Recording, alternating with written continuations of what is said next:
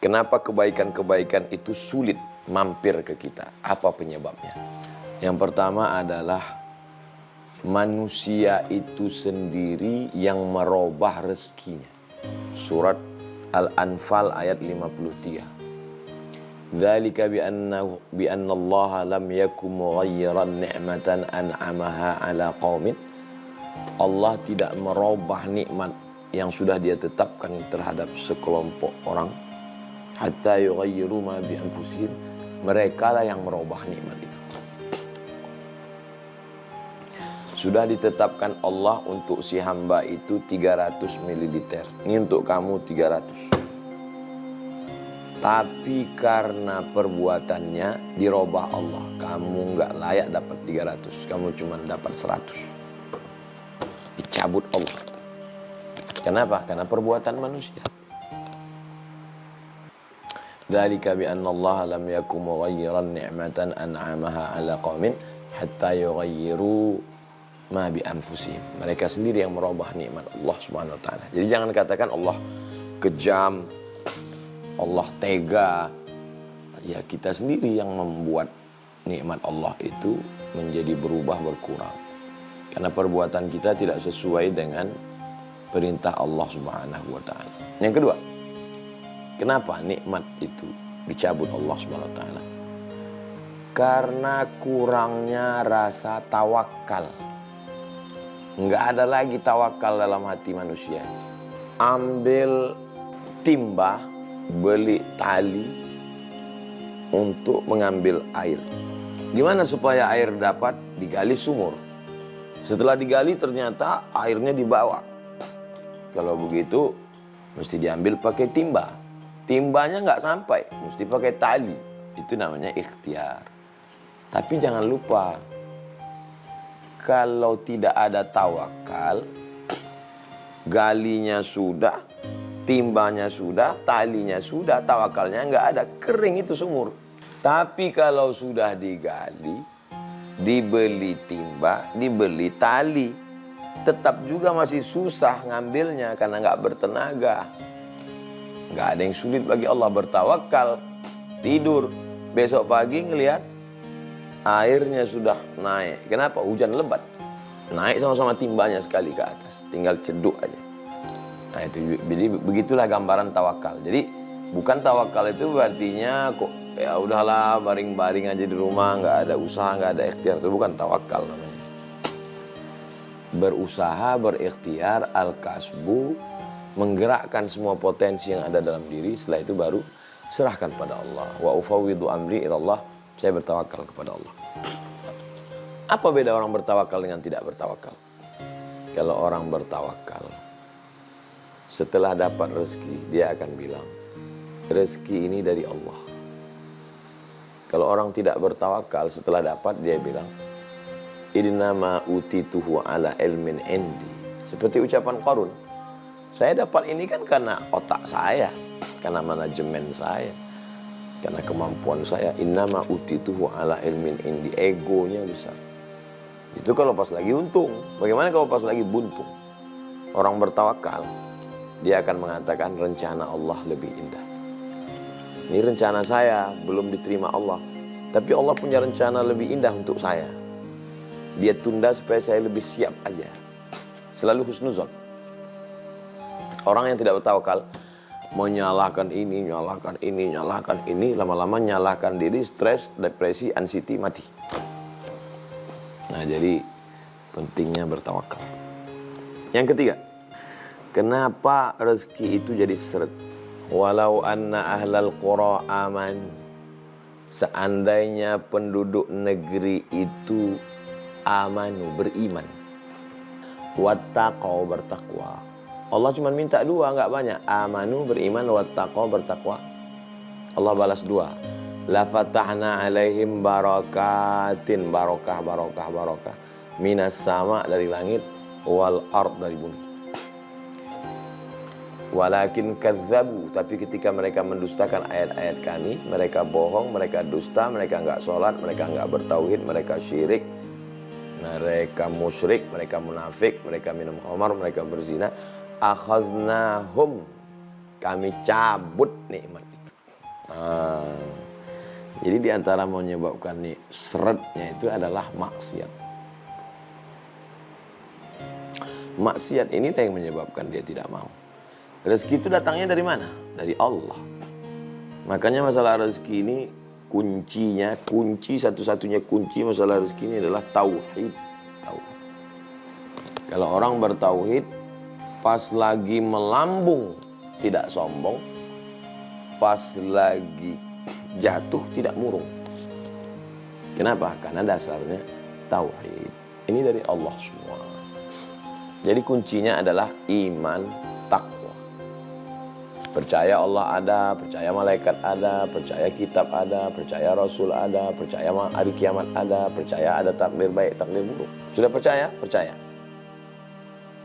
Kalau sudah percaya ada efeknya. Kalau sudah percaya sama Allah, tidak zina, tidak pacaran, tidak riba, tidak ghibah, tidak namimah, tidak khamar, tidak sabu-sabu. Terus bagaimana kalau orang percaya sama Allah, mabuk-mabuk juga?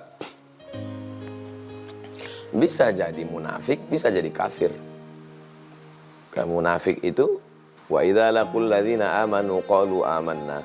Kalau ketemu sama orang beriman, kami beriman. Wa idza khalau ila syayatinihim qalu inna ma'akum innama nahnu mustahzi'un. Kalau ketemu sama orang kafir, ya kita satu geng. Terus satu geng sama kafir apa sama beriman? Ya sama kafir. Kemarin ngapain sama orang beriman? Innama nahnu mustahzi'un. Kami ngejek-ngejek mereka aja. Main-main aja. Munafik. Nauzubillah. Jadi coba seimbangkan antara iman, keyakinan, kepercayaan, akidah. Lalu efeknya pada perbuatan. Perbuatannya itu adalah amal soleh, ketakwaan kepada Allah Subhanahu wa ta'ala. Berikutnya yang keempat. Kenapa seret, macet, ribet, jelimet, susah? Man ahaba ayyubasata lahu fi rizqihi. Siapa yang mau dilapangkan rezekinya, wa yunsa'alahu fi atharihi, dipanjangkan umurnya, falyasil rahimahu, maka hendaklah dia menyambung tali silaturahim. Lawan dari kalimat ini, kebalikan dari kalimat ini, siapa yang mau lapang rezekinya hendaklah bersilaturahim. Berarti kalau tidak bersilaturahim sempit rezeki. Kalau mau lapang silaturahim. Kalau putus silaturahim rezeki sempit. Kalau mau lapang rapatkan silaturahim.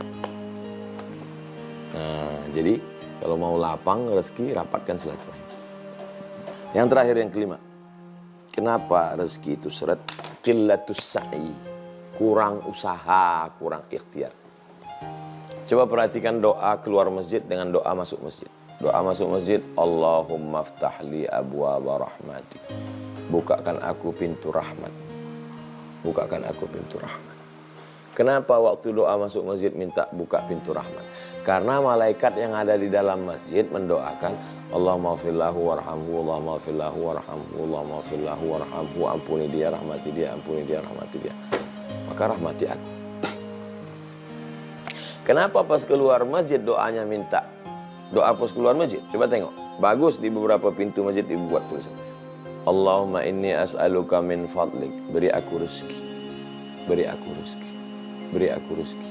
Kenapa doa keluar masjid minta rezeki? Karena surat Al-Jumu'ah, idza qudiyatis shalah, kalau salat sudah dilaksanakan, fantashiru fil ard, bertebaranlah di atas muka bumi, wabtaghu min fadlillah, carilah karunia Allah Subhanahu wa taala.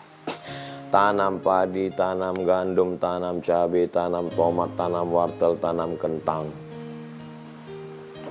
Ihyaul Mawad namanya, menghidupkan tanah mati. Orang yang menghidupkan tanah mati tanpa ada pemiliknya, maka dia menjadi pemiliknya dalam Islam. Saya tidak punya bakat bercocok tanam, Pak Ustadz, berdagang, berniaga, jual kebutuhan pokok sehari-hari, jual beras, jual gandum, jual minyak, jual roti, jual susu, jual kacang, jual keperluan manusia, kebanyakan jual buku dan segala macam. Maka ini perbuatan-perbuatan ini adalah usaha ikhtiar, tapi tetap seimbang dengan tawakal. Jadi dalam Islam ini Kita disuruh berusaha. Makanya ada namanya fikih muamalat. Ada fikih ibadah, sholat, zakat, puasa, haji. Ada fikih muamalat.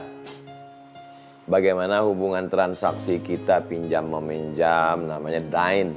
Gadai menggadai, namanya rahan. Bagi hasil, namanya mudharabah. Permodalan, namanya murabahah. Nah, ini ikhtiar. Mau maaf Pak Haji kelihatannya uangnya banyak ini, tapi tidak punya tenaga, kemampuan juga kurang. Iya betul, saya alhamdulillah tenaga ada, mampu, cuman uang nggak ada Pak Haji. Oh kalau gitu kita kolaborasi, kolaps. Oke, saya ngelola ya, berapa kita bagi hasil? Bagi hasilnya, gimana kalau 50-50? Oh kalau 50-50 nggak bisa. Kalau bisa ya saya 60 kata Pak Haji. Kamu anak muda yang melaksanakan 40. Oke, deal. Nah, nanti begitu dapat untung 1 miliar, Pak Haji dapat 600. Dia yang punya tanah. Jadi ini ikhtiar. Bedanya dulu, tokoh-tokoh agama dulu itu, dia hanya di saumah, tempel. Dibangun satu tempat, nggak keluar, makanannya diantar, minumannya diantar, pakaiannya diantar, pakaian kotor dicucikan, nggak keluar-keluar, ibadah aja. Ketika Islam datang nggak ada, yang begini-gini nggak ada dalam Islam. Coba sebutkan sahabat Nabi yang beribadah aja nggak cari makan, nggak ada. Jadi ibadah dalam Islam bukan cuma baca Quran, zikir, sholat sunat, istighfar, tapi juga berusaha cari rezeki yang halal, itu juga adalah ibadah. Tapi jangan karena sibuk dagang lantas tidak ibadah madho, nggak sholat, nggak puasa. Pas ditanya kenapa kamu nggak sholat? Sholat juga ibadah, jaga toko ini juga ibadah. Ini nggak benar. Tetap jaga toko. Pas masuk azan, ya suaminya sholat, istrinya jaga dulu. Istri perempuan kan nggak wajib sholat berjamaah ke masjid. Nanti setelah suaminya pulang, istrinya sholat. Begitulah Islam. At-tajir pedagang, as-saduq yang jujur, al-amin amanah, ma'an nabiyyin. Kalau dia mati dia akan bersama dengan para nabi was-siddiqin, orang yang benar, was-syuhada, mati syahid, was-salihin, dan orang-orang yang soleh. Mudah-mudahan kita termasuk orang yang dilapangkan Allah rezekinya karena sudah mengamalkan tuntunan dari Allah, dari Rasulullah SAW.